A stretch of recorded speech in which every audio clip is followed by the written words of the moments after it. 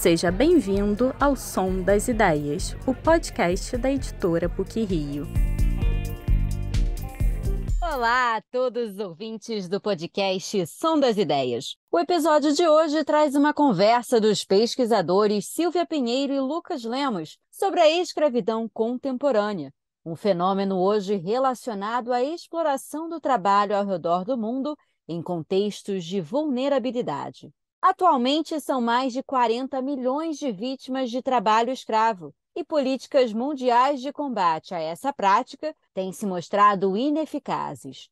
É neste contexto, então, que Silvia Pinheiro organizou o e-book disponível gratuitamente no site da editora PUC-Rio, que reflete as pesquisas mais recentes realizadas no âmbito do Centro de Pesquisas sobre Escravidão Contemporânea do BRICS Policy Center, do Instituto de Relações Internacionais da PUC-Rio. Esse livro é resultado do projeto Cidades Globais Livres de Escravidão, ou em inglês, Global Cities Free of Slavery.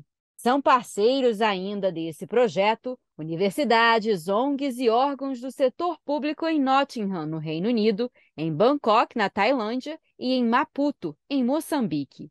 Silvia Pinheiro é coordenadora do Centro de Pesquisa sobre Escravidão Contemporânea do BRICS Policy Center, no Instituto de Relações Internacionais da PUC-Rio. Lucas Lemos é também pesquisador do centro e autor de um dos capítulos do livro. Professora Silvia Pinheiro, Lucas Lemos, é um prazer tê-los conosco. A conversa começa agora. Olá, estamos aqui para conversar e primeiro agradecer à PUC, a editora da PUC, a oportunidade da gente conversar um pouco sobre esse projeto tão importante na minha vida, imagino que também para o Lucas, que está aqui, que vai conversar com a gente, que é investigar as razões pelas quais até hoje, no pleno século XXI, a gente encontra trabalho escravo. E para começar a discutir esse tema, eu achei que seria interessante trazer o que significa escravidão contemporânea, e principalmente no Brasil, porque o Brasil tem um conceito de trabalho escravo que é diferente do conceito que outros países e regiões adotam pelo mundo, e diferente até do que a Organização Internacional do Trabalho entende por trabalho escravo. O conceito brasileiro ele é muito mais próximo do direito do trabalho, vamos dizer assim. Está muito mais próximo a relações de trabalho. Enquanto, por exemplo, o conceito na Europa, por razões mais óbvias, ele está mais próximo à questão do tráfico de pessoas, porque a questão da imigração por os europeus é mais latente. Então, o trabalho escravo contemporâneo ele acaba se confundindo com imigração ilegal, e aí existem aí questões muito importantes a serem analisadas. Mas existem aí outras regiões que já vão considerar que a escravidão contemporânea está próxima a violações de direitos humanos, principalmente no que diz respeito às questões relacionadas ao direito de ir e vir, a liberdade do indivíduo de se movimentar, que aí a gente pode até entender que está mais próximo do conceito da escravidão nos tempos da colônia. No caso brasileiro, o conceito que a gente usa e que a legislação brasileira optou por utilizar é a condição de trabalho degradante, é uma condição de trabalho em que se usam horas muito exaustivas, e ainda por cima, muitos casos em que o trabalhador se vê amarrado àquela situação de emprego por conta de dívida. Ou seja, é aquele trabalhador que chega na relação com o seu patrão já devendo, porque ele paga pelo uniforme, ele paga pelos instrumentos de trabalho, e ele paga isso com trabalho, e ele nunca está livre dessa dívida para poder ir buscar um outro trabalho. Então, no Brasil, a gente viu que o conceito de trabalho escravo está ligado às relações de trabalho e que, em relação a outros países e outras regiões, existem outros approaches e outros aspectos que são considerados para você definir o que é o trabalho escravo. Mas vamos lá, como é que eu entrei nesse tema? Bom, eu sou uma professora de Direito Internacional, eu dei anos de aula na Fundação Getúlio Vargas. Hoje estou dando aula no Departamento de Relações Internacionais da PUC, no mestrado profissional da PUC. E esse tema ele me despertou atenção quando eu estava mergulhada em estudos sobre direitos humanos em empresas. Em 2011, teve uma coisa muito importante que a ONU lançou, que foram diretrizes que as grandes cadeias de produção, ou seja, as grandes multinacionais ou transnacionais, ou empresas que atuavam globalmente, teriam que adotar na área de direitos humanos. Ou seja, não basta que as grandes multinacionais e transnacionais tenham lucro, mas, a partir de agora, além de se preocupar em ter lucro, elas tinham que obedecer a regras de direitos humanos, que é um pouco mais do que ser socialmente responsável. Então, olhando para esse tema dos direitos humanos, sempre em trocas com colegas aqui do Brasil, eu tive a oportunidade de vir um pouco para a Inglaterra e estudar numa universidade em que esse tema foi lidado muito a sério. E eles chamam aqui de, aliás, eu estou por aqui no momento, eles chamam de Business e Human Rights. Então, o estudo de Business e Human Rights me jogou para dentro de um mundo muito diferenciado. E por conta de artigos e contatos com professores na Universidade de Essex, eu acabei me vinculando a uma outra universidade aqui na Inglaterra que me trouxe o tema do trabalho escravo usado em cadeias globais de produção, que não me surpreendeu, mas de alguma forma, como eu ainda não tinha tido muito contato com o tema específico, foi um mundo à parte. Como assim? Trabalho escravo? Empresas do setor de café, multinacionais do setor de chocolate, frigoríficos na área de carne. Como é que pode se utilizar de escravidão em pleno século XXI? Daí mergulhamos em parcerias com universidades, com um instituto chamado Rights Lab, da Universidade de Nottingham, no Reino Unido, que é bastante importante no estudo de escravidão contemporânea no mundo hoje, e fomos investigar a escravidão contemporânea no caso da carne e também no caso da madeira. Entrevistamos uma série de empresários, entrevistamos pessoas na ponta vítimas de escravidão. Não entrevistamos por questões de confidencialidade, mas tivemos acesso a sindicatos que nos trouxeram informações, e a partir daí, desse mergulho no meio rural, a gente entendeu que existiam alguns padrões de exploração do trabalho que hoje estão sendo colocados na mídia, através de filmes, né, que a gente tem tido contato, e é estarrecedor o que acontece com o trabalhador que está no meio de uma floresta, isolado, vitimizado por exploração, por servidão, por dívida. E isso no campo rural é muito tradicional, porque, na verdade, o que acontece no campo rural é que eles são aliciados no Nordeste, são trazidos para as fazendas do Sudeste, em Minas Gerais, ou no Sul, de Cebolas, em Santa Catarina, e dali são explorados.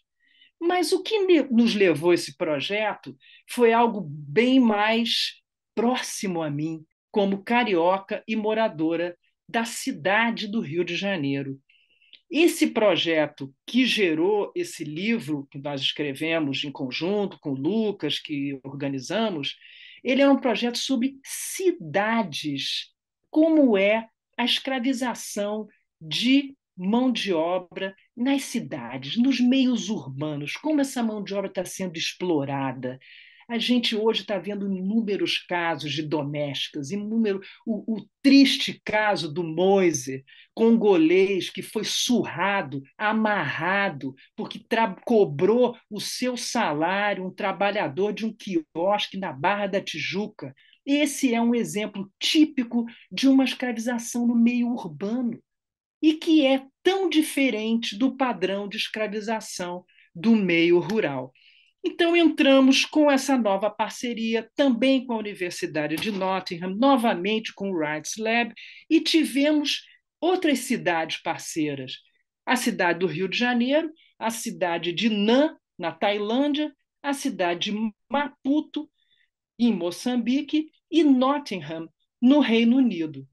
Pasmem que, a despeito de serem cidades localizadas em regiões muito diferenciadas, essas cidades tinham muitas semelhanças, mas, ao mesmo tempo, também bastante diferenças. E foi, então, uma riqueza avaliar o que leva à manutenção e à existência ainda de escravidão nesses centros urbanos.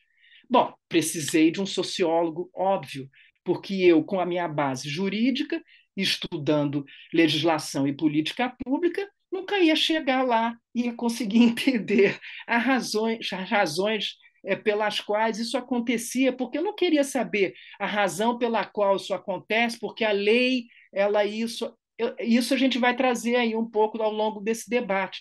Mas o que nos interessava é entender, sob o ponto de vista da sociologia, por quê? Por que, na verdade, nos centros urbanos ainda existe essa exploração?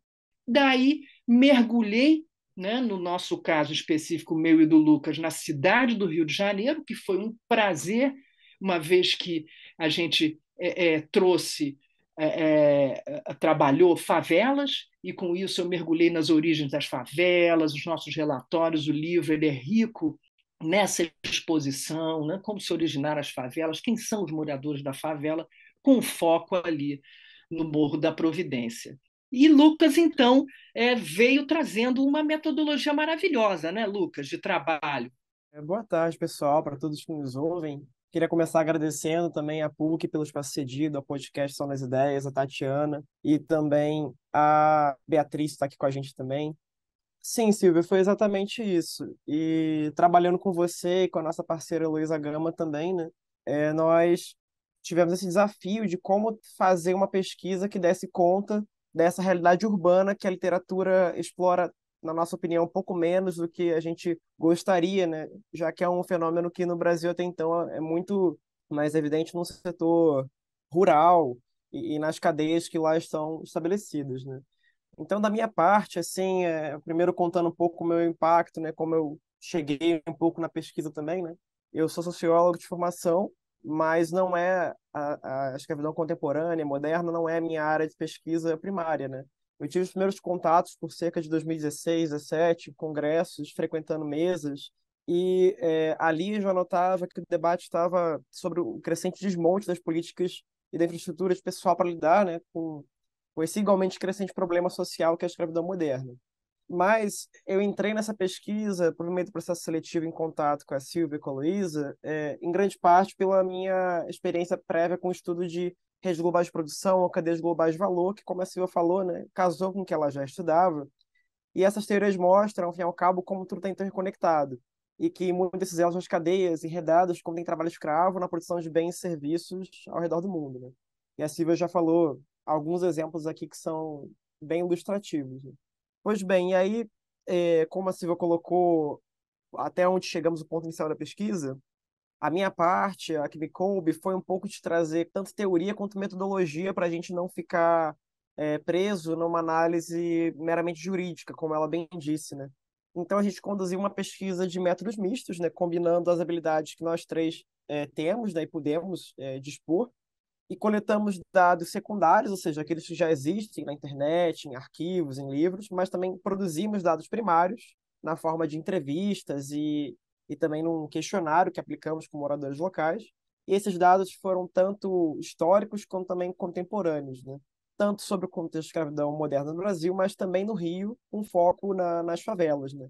Que a gente desenhou, né? Eu cheguei já tinha sido feita a escolha, mais ou menos, pelo cenário das favelas, pelo Morro da Providência, como um caso ilustrativo de que combinaria todos os determinantes ou fatores que levariam a crer que se tornam um local propício para a ocorrência dessas violações, né? Então, nós buscamos entrevistar agentes chaves no campo, mas ao mesmo tempo também fizemos um raio-x, né, possível da realidade do Morro da Providência, dos bairros do centro do Rio de Janeiro, da zona portuária, usando estatísticas do IBGE, do Instituto Pereira Passos.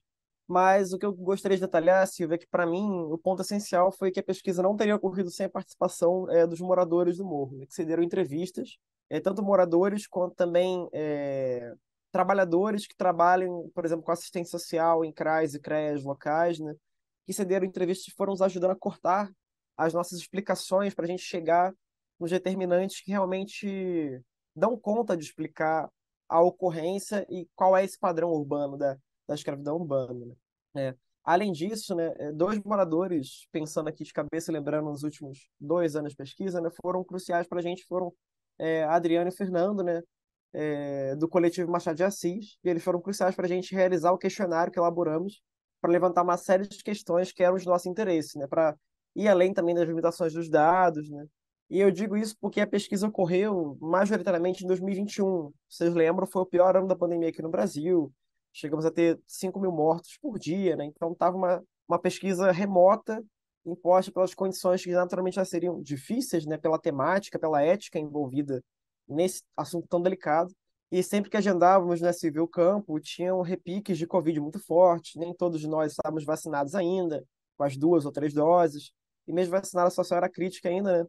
Como eu disse, fora toda a fragilidade, as dificuldades que os moradores já estavam enfrentando devido ao empobrecimento abrupto causado pela gestão criminosa da pandemia que o Brasil passou, né? E o Rio de Janeiro não foi exceção. E uma vez que muitos dos moradores dessas localidades são autônomos, informais, camelôs, empreendedores locais, né? Então também atentamos para a questão ética de evitar um pouco o contato nesse período tão delicado, preferindo atuar a partir de atores já estabelecidos no campo. Então foi mais ou menos assim que a gente desenhou a pesquisa e conduziu ela aos poucos, né? E eu acho que depois eu volto um pouquinho para falar dos resultados que a gente encontrou.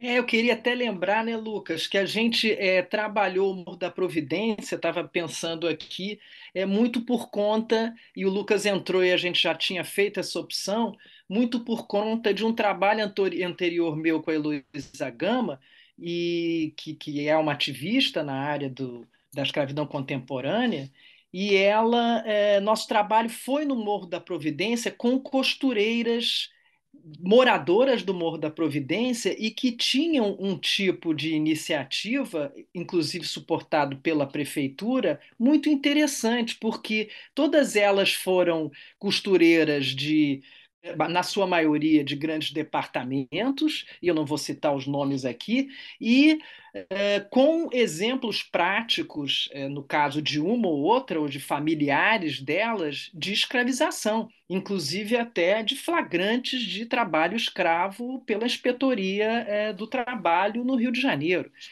E uma vez elas constatando essa situação em que isso não levava elas à frente, elas resolveram criar uma cooperativa de costura autônoma, em que elas se organizavam e a gente recebeu um prêmio, né? Um prêmio não, a gente foi agraciado por um funding do Fundo de Direitos Humanos do Brasil, Fundo Brasil de Direitos Humanos, justamente para apoiar esse grupo de cooperativadas do Morro da Providência, também durante a pandemia. Então, foram desafios muito. No início não estava, não teve a pandemia ainda. E a gente, então, a proposta era se organizar, fazer encontros com elas regularizados, trazendo uma conscientização sobre os direitos delas, os direitos trabalhistas, o que era uma infração de direitos humanos, o que elas deveriam estar atentas, discussões, e algumas delas descobrindo que tinham sido alvo de trabalho escravo ao longo das suas carreiras e tomando consciência mais ainda dessa exploração, que isso que elas sentiam antes que não tinha nome dentro de uma política pública. Então, o Morro da Providência foi escolhido, né? E ao mergulhar no Morro da Providência, a gente cai na história, né, Lucas? Isso foi uma maravilha, né? O mergulho que a gente deu na história, na verdade, essa região da pequena África. Então, quando a gente olha a escravidão contemporânea hoje, a gente não existe uma relação de causalidade direta com a existência de uma escravização no tempo colonial, não dá para a gente afirmar isso, mas com certeza a gente pode dizer que a escravidão colonial foi um determinante do que se vê hoje, porque a herança da abolição, de forma alguma, não trouxe nenhuma modificação para esse povo negro africano explorado durante o Brasil colonial. Ao contrário, após a abolição foram abandonados, renegados de trabalho e de todo modo, invisibilizados, estigmatizados, resultando uma enorme população que se soma de brancos, se soma de diversos outros agrupamentos que são hoje um reservatório que serve à exploração pelos patrões, pelas indústrias, enfim, pelos serviços, que o Rio de Janeiro hoje é muito mais uma cidade caracterizada por serviços do que qualquer coisa. E a exploração na área de serviços é enorme, sem que o próprio morador das comunidades mais pobres ou das favelas se deem conta disso. Mas eu queria que o Lucas aí trouxesse para a gente, né, Lucas, falando um pouquinho aí do resultado da nossa pesquisa, porque a gente começou a pesquisa muito preocupado em responder duas perguntas. Existe escravidão na favela do Morro da Providência? Uma pergunta. Ou os favelados moradores do Morro da Providência são mais escravizados do que outros moradores de outras áreas periféricas? Ou seja, existe alguma especialidade que leva a favelados, e no caso a gente trouxe o Morro da Providência, a serem mais facilmente escravizados? Então a gente veio com essas duas grandes perguntas a serem respondidas pelo projeto. E para isso a gente, como o Lucas bem pontuou, conversou com a Adriana e o Fernando, do coletivo Machado de Assis, dois jovens negros da favela da Providência, e que distribuíram 209 questionários, que a gente considera uma amostra bem significativa, que a gente tentou pontuar esses elementos. Lucas, dá um toque aí mais ou menos no que a gente concluiu ou não concluiu, né? Eu acho que foram essas duas perguntas, né, Silvia, e eu colocaria mais uma lembrando de cabeça, que é se existem, né, quais são os determinantes. Então a gente tentou depurar o que causa o quê e como afeta, né? Bom, como a Silvia já tinha deixado claro pela fala dela, há evidência sim de moradores que foram submetidos. O que não ficou claro para a gente é o quão sistemático, entendeu, e disseminado é essa ocorrência no morro. Mais que moradores lá residentes tenham passado em algum momento da vida ou conhecem algumas pessoas locais ou próximas e tenham experimentado momentos de violação que poderiam ser tipificados de acordo com a lei brasileira, sim. O que o nosso estudo não consegue mostrar, e também, por mais que fosse interesse, uma pergunta inicial também não era exatamente o único escopo, o único norte que nós perseguimos, é a extensão e a magnitude desse efeito, desse fenômeno, né? Porque isso daria uma pesquisa de talvez anos a fio, com mais pessoas envolvidas, e sem uma pandemia no meio para complicar tanto nossos esforços, né? Mas eu diria, Silvio, que assim, a principal conclusão, eu acho que tem um grande mundo para ser explorado e que ele tem cada vez mais ganho destaque, né? Como você bem disse, os casos recentes de domésticas têm ajudado a jogar luz, né? E a mudar essa concepção, essa cara, o rosto, com a face da pessoa escravizada no Brasil, do fenômeno rural para o fenômeno urbano. Então, vários casos de senhoras que passaram a vida em vários bairros do Rio de Janeiro, né? Como se fossem da família, agregadas, né? Que, ao fim e ao cabo, não tinham laços familiares e que foram muitas vezes deixadas como na infância, na adolescência, acabaram sem documento, sem instrução formal, e como a Silvia falou, não experimentam, obviamente sentem a exploração, a opressão, mas muitas das vezes não gozam dos meios para tipificar isso como um crime e fazer uma denúncia, né? É muito complicado. Bom, isso ressoou muito na pesquisa, né, nas lições da gente lidar com um conceito que é advindo de uma lei, que já tipifica normativamente, e claro que tem fundamento para isso, mas também essa lei impõe algumas dificuldades de enxergar e visibilizar a escravidão urbana, né? E tornar elegível essas pessoas para resgate e denúncia. Vou só dar um exemplo, por exemplo, muitas vezes, isso foi um insight que a Heloísa trouxe junto com um dos nossos entrevistados. É fácil você encontrar, em casos urbanos, por exemplo, uma doméstica, porque ela consegue dizer que ela está dormindo no trabalho. Na verdade, não é a casa dela, o quartinho dela não é a casa de fato dela, está sendo aliciada e dormindo na casa do patrão. Como é que a gente enquadra isso com pessoas que trabalham em jornadas exaustivas, como você falou, muitas vezes para empresas, mas elas têm uma casa própria, entendeu? Então, e como se confunde, né? As condições degradantes de vida do escravizado, mas e de boa parte, obviamente não de toda, mas de parte significativa dos favelados, entendeu? Poderia ser enquadrado como condições degradantes de vida, né? Falta de higiene, falta de acesso à infraestrutura sanitária básica e tudo mais, né? Mas como é que você realiza uma denúncia formal a partir disso? Também considerando, como a senhora falou, uma economia cada vez mais baseada em serviços e autônomos. A quem você denuncia quando você é patrão de si mesmo, né? Então, essas foram algumas das questões que chegaram para a gente na conclusão. Mas, mais especificamente, eu acho que o achado mais interessante que a gente fez no nosso questionário foi que nós perguntamos primeiro se as pessoas tinham conhecimento de pessoas, como eu disse, na localidade, que sofriam de uma ou mais violações, né, que listam, que podem enquadrar individualmente o crime de escravidão moderna, né? E a resposta foi bastante considerável. A gente não estimulou elas a responderem isso. A gente treinou os nossos interlocutores para fazerem a pesquisa assim, de modo a não ter o viés de confirmação, que acontece quando a pessoa responde já só para o entrevistador ir embora, entendeu? Por exemplo, o caso do racismo. Existe racismo no Brasil? Sim. Você é racista? Não. Entendeu? Então a gente queria evitar um pouco esse viés, né? Então a ordem das perguntas foi a seguinte: a gente perguntou primeiro se as conheciam pessoas residentes ou próximas da região ali do morro que se enquadravam em alguma dessas categorias, né? E a falta de pagamento foi muito citada, né? Além de outras também, né? Perguntamos depois também o que elas entendiam pelo conceito, né? E é um estudo próprio que cabe aí. Mas voltando ao que eu estava falando, só depois a gente perguntava sobre o conceito em si. E aí, como é de se esperar, o número de pessoas que conhece a definição é muito menor, né? O que também mostra para a gente a margem para investigação e disseminação desse conteúdo no local, né? Para empoderar a agência local e em meios de denúncia, como já tem sido feito com a cooperativa, né? Então, acredito que de alguns anos para cá já mudou radicalmente o cenário, né? Isso tende a aumentar com inputs como o nosso, né?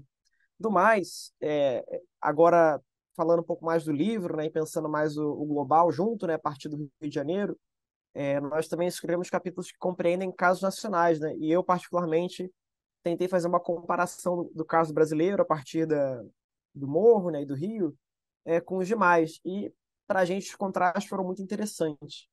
Comparando a província da Tailândia com a cidade de Maputo, em Moçambique, né, na minha avaliação é que o caso do Rio de Janeiro ele é mais ou menos intermediário do ponto de vista do sucesso relativo ao combate a esse crime, né?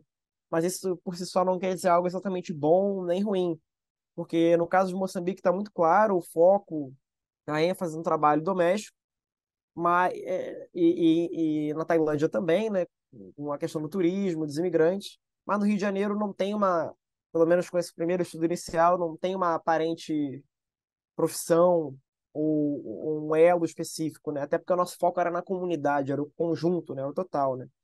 E o Rio acaba ficando nesse meio termo, né? Muitas vezes também por interrogações advindas à falta de dados, à falta de conhecimento público, né? Também vale destacar, agora trazendo de volta os determinantes, né? Como determinantes comuns aos casos operam de maneira distinta em cada caso, né?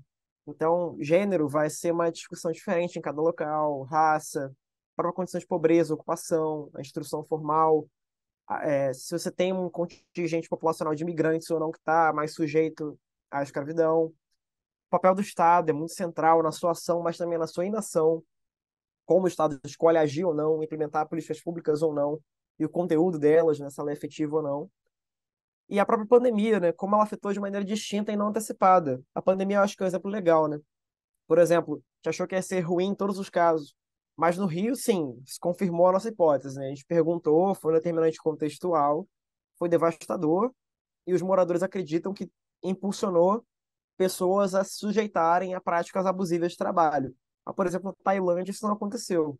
Na verdade, muito provavelmente ajudou a diminuir as violações típicas da região por conta do isolamento bem sucedido. E como a gente sabe, no Brasil não teve efetivamente um lockdown, né? Então, por aí vai. Eu acho que são essas as principais conclusões e fica aí o convite para o pessoal ler o livro. Está disponível para venda e espero que tenha dado um gostinho assim do que vocês podem encontrar, né? São capítulos que abordam as quatro realidades, quatro continentes diferentes, um país rico, né, a Inglaterra, e três países pobres em desenvolvimento, né? E o caso do Rio de Janeiro, sendo a editora da PUC, né? Quer dizer, nós aqui, o podcast feito por cariocas, aqui é Silvia também, eu acho que é um insight muito legal sobre uma parte central, o centro do Rio de Janeiro, a região portuária, e é um estudo que eu me orgulho muito de ter feito e que eu acho que colaborou para abrir uma janela, né? Ele não é definitivo, mas ele abriu uma janela que eu acho muito interessante para novas pesquisas por vir. O que você acha, Silvia?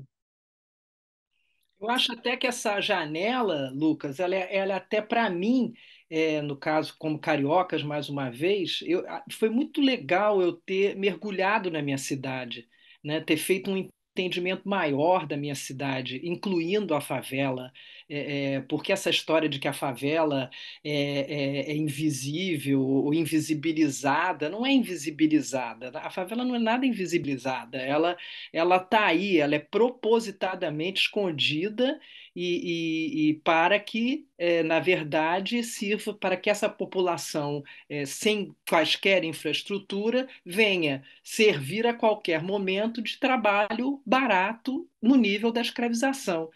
Então, assim, para dar uma continuidade um pouco aí, Lucas, do que você estava falando, realmente foi uma riqueza enorme trabalhar essas cidades, cada uma numa região, só para dar uma ilustrada na questão do gênero.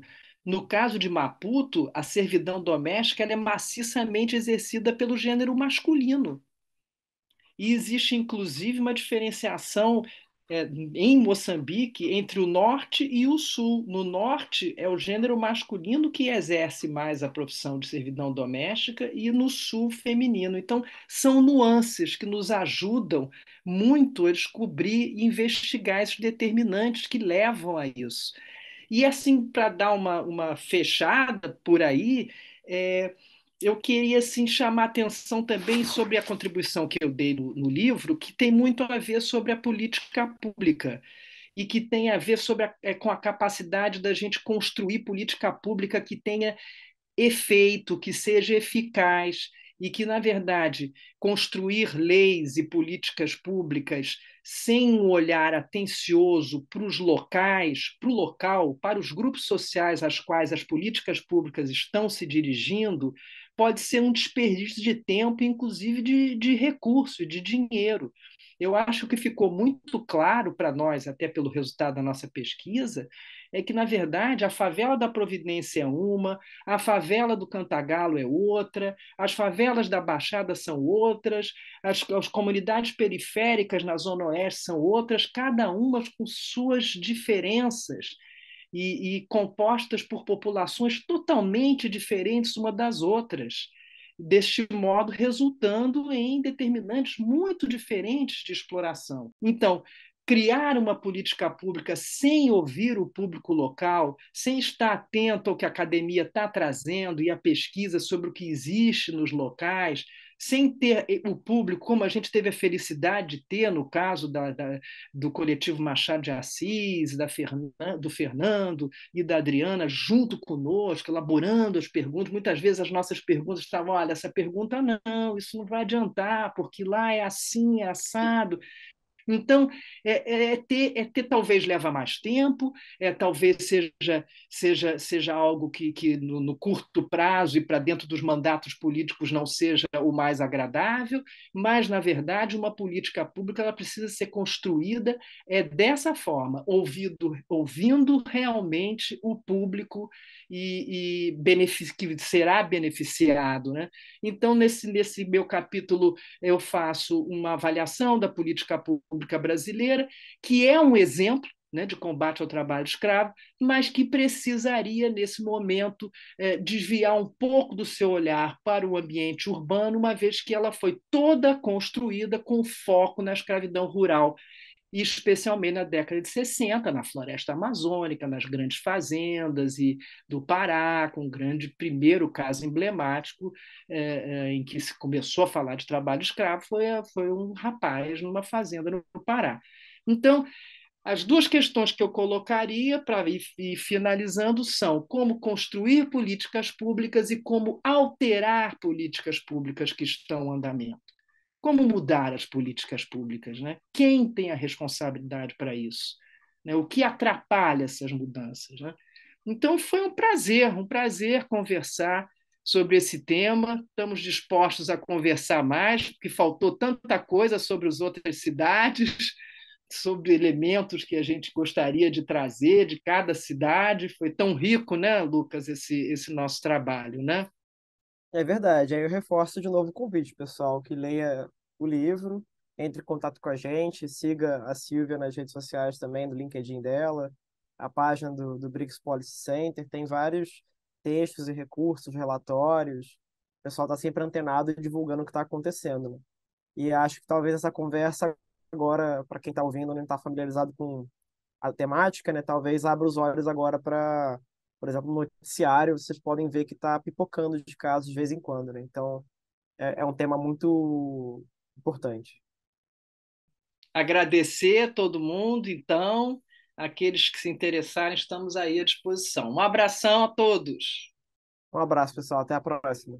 A editora PUC-Rio agradece a presença dos convidados Silvia Pinheiro e Lucas Lemos no nosso podcast. Agradecemos a você, ouvinte, pela audiência e nos encontramos no próximo episódio do Som das Ideias. Até lá! Esse foi mais um episódio do Som das Ideias, o podcast da editora PUC-Rio.